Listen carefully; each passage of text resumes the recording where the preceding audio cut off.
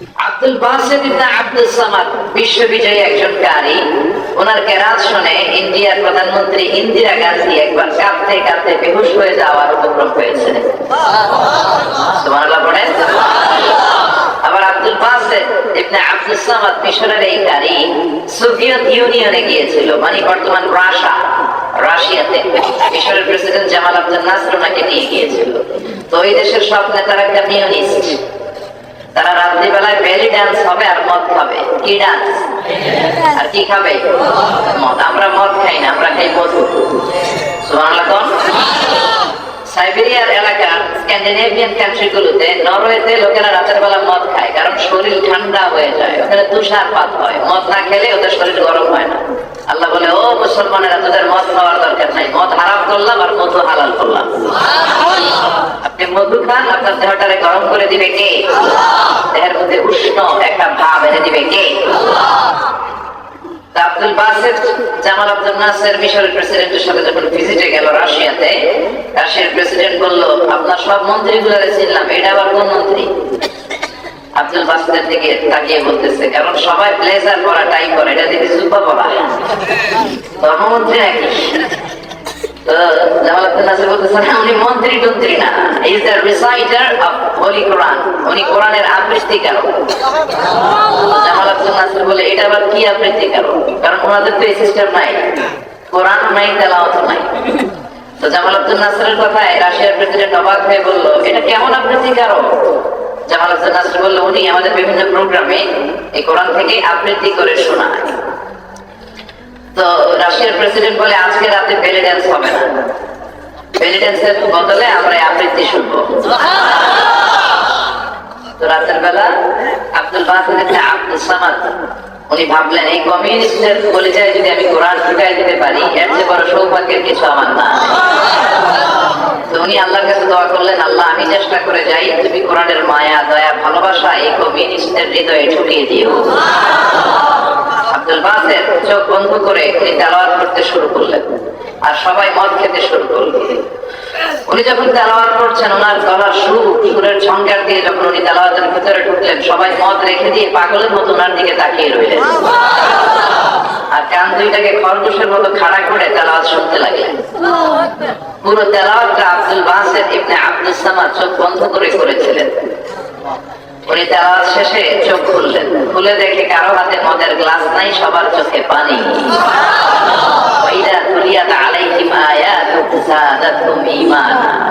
কোরআন তেলাওয়াত শুনলে মুমিনদের তো বাড়েই, দেখা যায় কাফেরদের অন্তর ঠান্ডা হয়ে যায়, ঠিক কি না?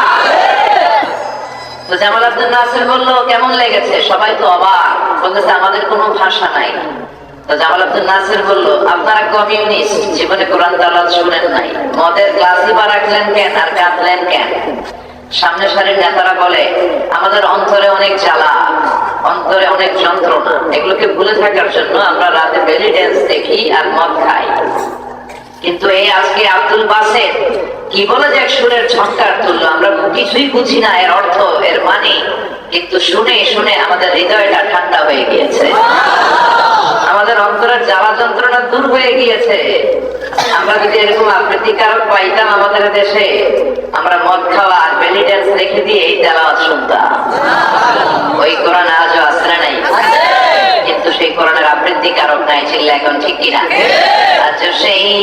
আজ সেই কোরআন আছে, হাদিস আছে, সেই ঈমান আরে মানুষ নেই, সেই আলী হায়দারে উসমান নেই। আজানের ধ্বনি আছে আগেরই মতোই, আজানের ধ্বনি আছে আগেরই মতোই, বেলালের সেই রূহ নেই, বেলালের সেই রূহ নেই। আজ সেই কোরআন আছে, হাদিস আছে, সেই ঈমান আরে মানুষ নেই, সেই আলী হায়দারে উসমান নেই, ঠিক না? ওই কোরআন আছে, হাদিস আছে, কিন্তু সেই ঈমান আমাদের নেই, ওই বেলালের মতো রুহানিয়াত নেই। ফালসাফা আছে কিন্তু গাজালির তালকিন নেই, ঠিক কিনা? এজন্য বাঁচতে হলে যে কিতাবটার দিকে আপনাকে ফিরে আসতে হবে। মুমিনের ঈমান তো পাহাড়ের চেয়ে শক্ত হয়, চিল্লায় এখন, ঠিক কিনা? ধৈর্য থাকবে অন্তরে, আল্লাহর উপর তাওয়াক্কুল থাকবে, সর্বোচ্চ প্রস্তুতি থাকবে, আর কোশেশ থাকবে, আর বিজয় ছিনিয়ে আনবে কে? আমরা কখনো বিজয় আনতে পারি না, আমাদেরকে বিজয় দেয় কে? কিন্তু আফসোসের বিষয়, 16 ডিসেম্বরে আমরা ভাষণ দেই আমরা বিজয় এনেছি, কথাটা ভুল। আপনি মুক্তিযোদ্ধাদের জন্য যখন দোয়া করবেন, পাশাপাশি বলবেন আল্লাহ তোমার শুকরিয়া, লাখো কোটি শুকরিয়া, হাজার কোটি শুকরিয়া, কারণ বিজয় আমরা আনি নাই, তুমি বিজয় দিয়েছো, ঠিক কিনা? এক সাগরে রাতের বিনিময়ে বাংলার স্বাধীনতা আনলে যারা, আমরা তোমাদের ভুলবো না, আমরা তোমাদের ভুলবো না। দুঃসহ বেদনার কণ্টক পথবে, শোষণের নাগ পাশ ছিঁড়লে যারা, আমরা তোমাদের ভুলবো না, আমরা তোমাদের ভুলবো না, ঠিক কিনা? আমরা প্রত্যেক 16 ডিসেম্বরের প্রোগ্রামে এটা জানান দেই যে মুক্তিযোদ্ধা ভাইয়েরা তোমাদেরকে আমরা ভুলবো না, শুধু তাদের স্লোগানই দেই, এটা ভুল। মুক্তিযোদ্ধাদের জন্য দোয়া হবে, তাদেরকে থ্যাঙ্কস জানানো হবে, কিন্তু শুকরিয়া হবে কার?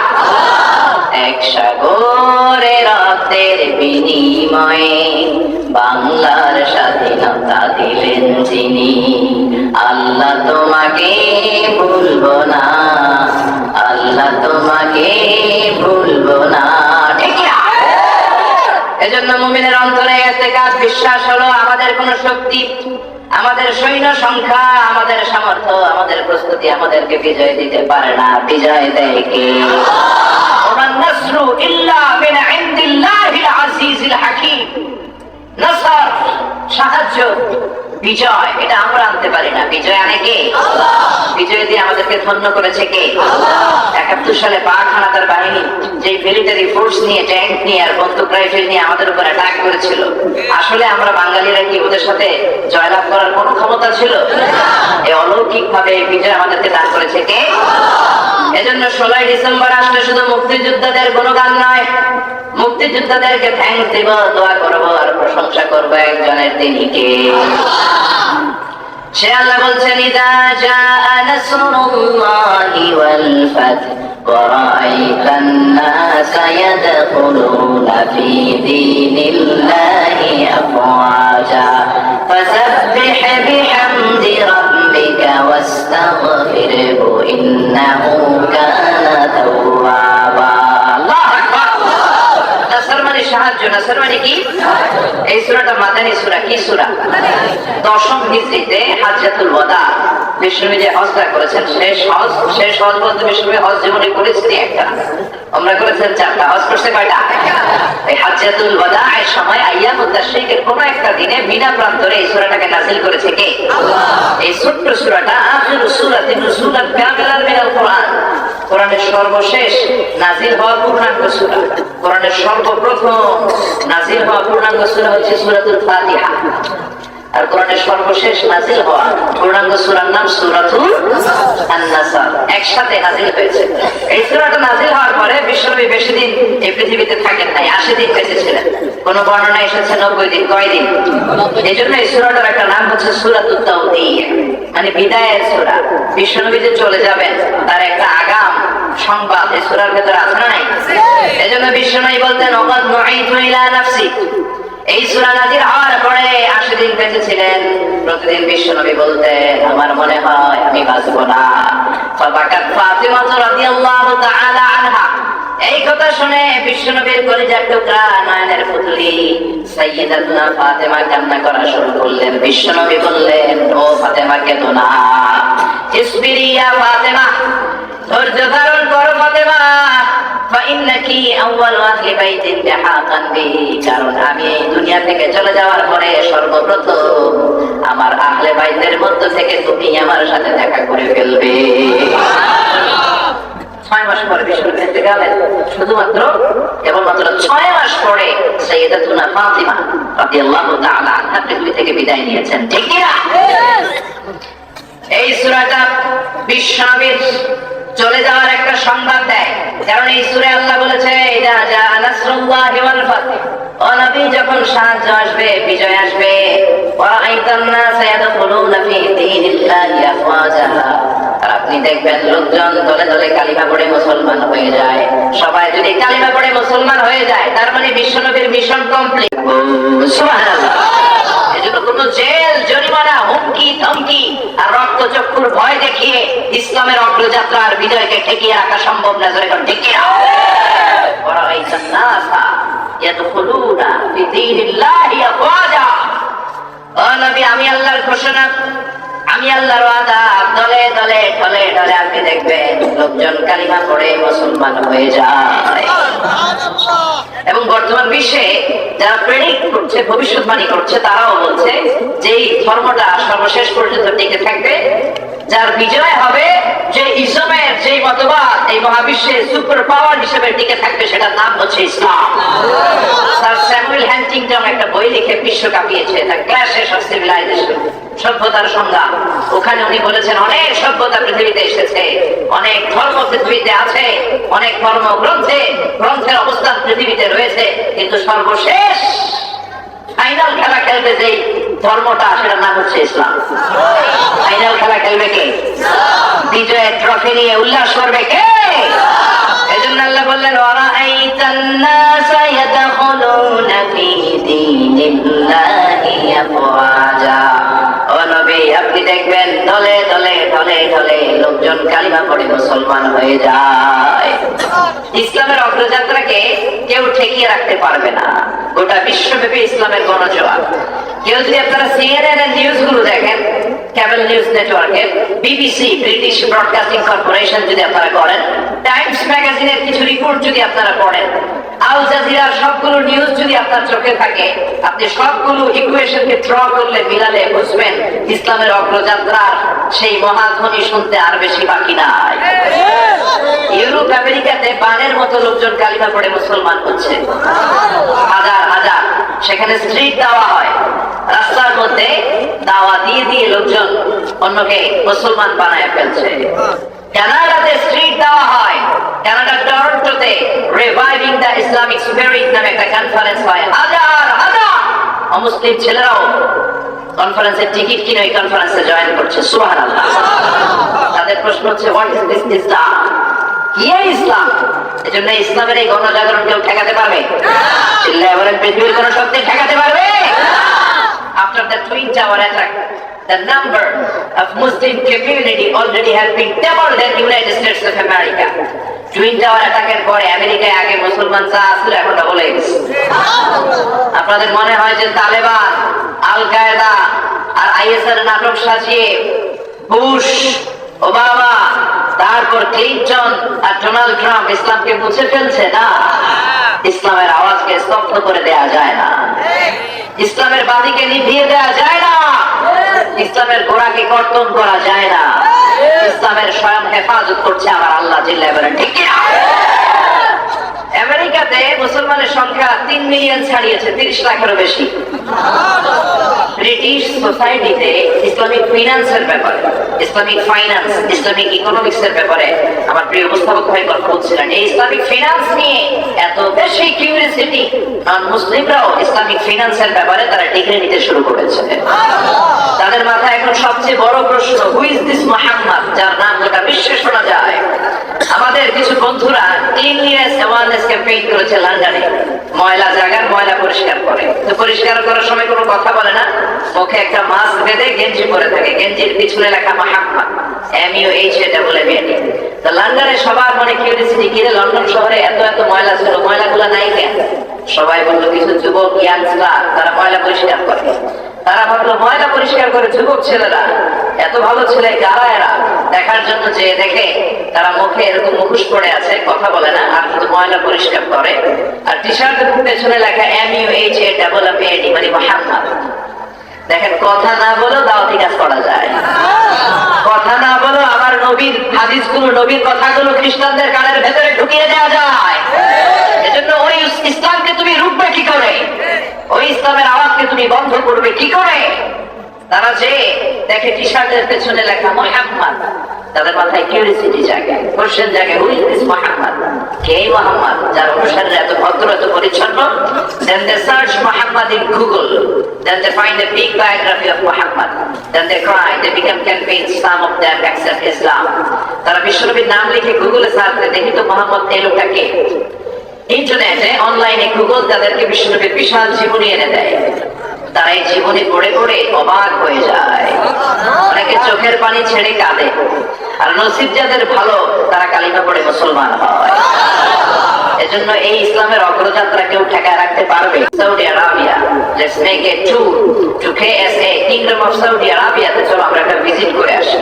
বুদ্ধি করে মুসলিম বন্ধু খ্রিস্টান বন্ধুর পরিচয় গোপন করে সৌদিতে নিয়ে গেলাম হজের মাসে। কোন মাসে? 10 জিলহজে রয়্যাল ক্লক টাওয়ারের 80 তলায় একটা রুম ভাড়া করেছে। যেই 10 জিলহজ মিনা প্রান্তরের কাজ শেষ করে ফরজ তাওয়াফ করার জন্য 20 লক্ষ হাজি কাবার কাছে চলে আসে।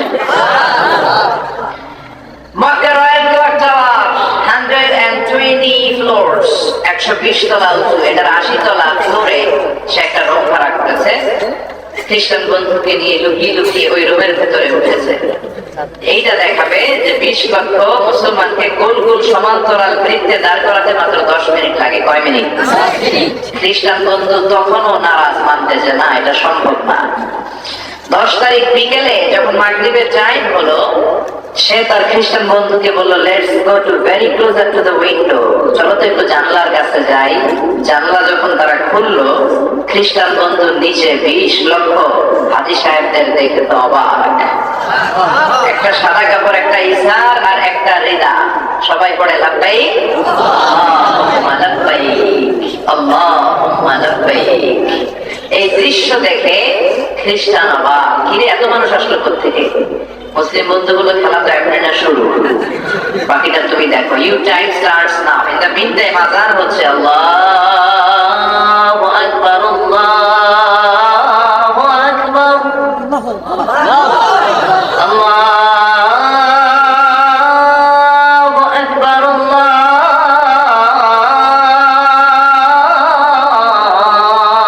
আকবার। মাগরিবের সুরলিত আযান ভেসে উঠছে কাবার ঘরের মিনারায়।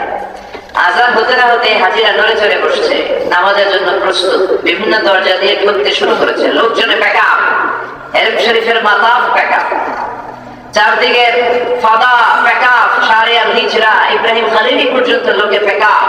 লক্ষ লক্ষ হাজী সাহেবান নামাজের জন্য প্রস্তুতি নিচ্ছে।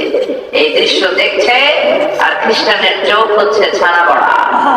সে অবাক হয়ে যাচ্ছে, কি আজীব তামাশা, কি একটা মন্ত্র বললো, এই মন্ত্রতেই সবাই উপকার, এই মন্ত্রতেই সবাই লাইন ধরে ফেলতেছে। ইন দ্য মিন টাইম একামত হচ্ছে। আল্লাহু আকবার আল্লাহু আকবার আশহাদু আল্লা ইলাহা ইল্লাল্লাহ আশহাদু আন্না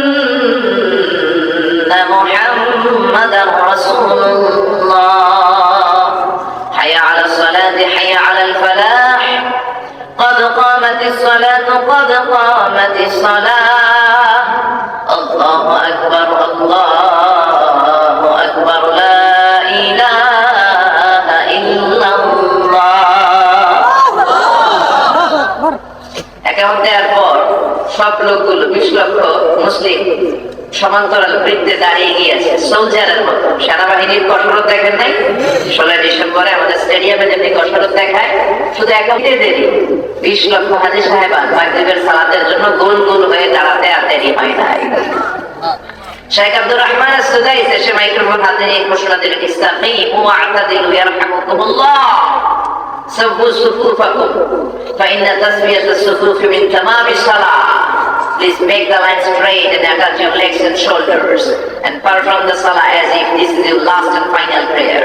কাতার সোজা করেন, সামনের ফাঁকা জায়গা বন্ধ করেন, পায়ের সাথে পা, কাঁধের সাথে কাঁধ লাগিয়ে লাগিয়ে দাঁড়ান আর মনে করেন এটাই হতে পারে আপনার জীবনের শেষ নামাজ। নামাজ শুরু করলেন। আল্লাহু আকবার আলহামদুলিল্লাহি রাব্বিল আলামিন আর-রহমানির রহিম মালিকি ইয়াউমিদ্দিন ইয়্যাকা إياك نعبد وإياك نستعين اهدنا الصراط المستقيم صراط الذين أنعمت عليهم غير المغضوب عليهم ولا الضالين পড়েন আমিন উনি সূরা কণ্ঠে সূরা ফাতিহা বললেন আরেকটা সূরা বললেন খ্রিস্টান দেখে এই তেলাওয়াত করতে করতে এক রাকাত শেষ করার আগে 20 লক্ষ মুসলমান প্যারালাল সার্কেলে দাঁড়িয়ে গিয়েছে উপর থেকে আর পাকা তারা দেখা যায় না এবার আরেকটা সূরা পড়ে আব্দুর রহমান as-সুদাইস তাকবীর দিলেন আল্লাহু আকবার 20 লক্ষ মুসলমান রুকুতে চলে গেল কিছুক্ষণ পর আবার রুকু থেকে দাঁড়িয়ে সিজদায় গেলেন আল্লাহ আমার হাফেজ জাকারিয়ার কলিজার ভেতরে আমার শায়েখ আব্দুস সুদাইসের কলিজাতে কোরআন আছে না নাই যদি আগুন লেগে ধ্বংস হয়ে যায়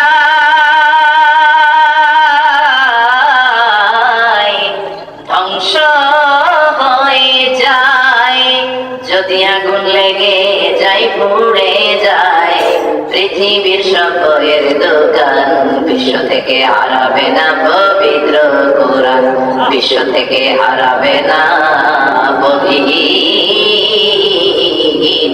কোরআন সুবহানাল্লাহ পড়েন এই কোরআনকে পৃথিবী থেকে কেউ নিশ্চিহ্ন করতে পারবে না কারণ আকাশ থেকে এই কোরআন হেফাজত করছে কে এজন্য ইসলামের 1 নম্বর খাসায়েস ইসলাম হলো রব্বানি ধর্ম রবের পক্ষ থেকে যেমন যেমন এসেছে ঠিক তেমন তেমন 1000 বছর পরেও আজ ওই রকম আছে না নাই কিন্তু খ্রিস্টানদের যে ইনজিল কিতাব যেটাকে ওরা এখন নাম দিয়েছে হোলি বাইবেল ঈসা আলাইহিস সালামের উপর যে ইনজিল নাযিল হয়েছে আজও কি সেই ইনজিল আছে কথা বলেন যে তাওরাত নাযিল হয়েছিল সাইয়েদনা মুসা আলাইহিস সালামের উপর ওই তাওরাত কি আছে যে তাওরাতকে আল্লাহ তুর পাহাড়ে পাঠিয়েছিলেন নিজ হাতে ফলকে লিখে আমি ওই তুর পাহাড়ের চূড়ায় উঠেছি 2 বার আমার জীবনে এত কষ্ট হয় নাই যত কষ্ট হয়েছিল তুর পাহাড়ে ক্লাইম্বিং করতে 3 ধর্মের পবিত্র জায়গা মুসলমানেরাও আমরা উঠতাম ইহুদিরাও ওঠে খ্রিস্টানরাও ওঠে উপরে একটা মসজিদ আছে একটা সিনাগগ আছে একটা চার্চ গির্জা আছে ইহুদিরা সিনাগগে যে ইবাদত করে খ্রিস্টানরা চার্চে যে ইবাদত করে আমরা মসজিদে যে ইবাদত করি মাঝরাতে উঠলাম ফজরের সময় পৌঁছলাম ফজর করে আবার টার্ন নেমে গেলাম তো এই তুর পাহাড়ের উপরে আল্লাহ তাআলা সাইয়েদনা মুসার কাছে তাওরাত পাঠিয়েছিল যেই তাওরাত আল্লাহ পাঠিয়েছিল আজকেও তাওরাতের কপি একটা আছে পৃথিবীতে কিন্তু ওই তাওরাতের সাথে কোনো মিল আছে কথা বলেন কিন্তু বিশ্ব নবীর কাছে ওই হেরা গুহার ভেতরে ইকরা বিসমি রাব্বিকাল্লাযী খালাক থেকে শুরু করে কোরআনের 30 পারা কোরআনের 114 সূরা 6666 আয়াত যে আল্লাহ নাযিল করলেন যেমন যেমন নাযিল করলেন আজকে 2018 সাল পর্যন্ত ওই কোরআন অটুট আমাদের কাছে আছে না নাই এটা রব্বানি ধর্ম এটা আল্লাহর দেয়া ধর্ম পৃথিবীর কেউ এই ধর্মকে বিনাশ করতে পারবে না এই জন্য লোকেরা কালিমা পড়ে মুসলমান হয় 2 নম্বর খাসায়েস হচ্ছে আল ইনসানিয়া হিউম্যানিটেরিয়ান রিলিজিয়ন এটা মানবতার ধর্ম এই ধর্মে মানবতাকে সবচেয়ে বেশি সম্মান দেওয়া হয় মানবতার উচ্ছ্বাস এই ধর্মে আছে না নাই এই ধর্ম বলে লা ইকরাহা ফিদ্দিন এই ধর্মে বাড়াবাড়ি নাই এই ধর্মে মারামারি নাই তোমাদের জন্য আমাদের ইসলামের দরজা খোলা হিন্দু ভাই চাইলে কালিমা পড়ে মুসলমান হতে পারে ইহুদি চাইলে কালিমা পড়ে মুসলমান হতে পারে কিন্তু কেউ চাইলে ইহুদি হতে পারে না এটা আপনারা জানেন ইহুদি বাই বর্ন হইতে হয় জন্মসূত্রে ইহুদি আবার মা হইতে হবে ইহুদি তাইলে ইহুদি শুধু বাবা ইহুদি মা ছিল অন্য ধর্মের চাইলে আপনি ইহুদি হতে পারবেন না বাই বর্ন ইহুদি হতে হয় কিন্তু আমাদের ধর্মের কথা হলো তুমি নাস্তিক হও তুমি বাইবল যাই থাকো না কেন বাইবল তো সবাই মুসলিম তুমি হিন্দু হও খ্রিস্টান হও বৌদ্ধ হও যাই হও না কেন ইসলামের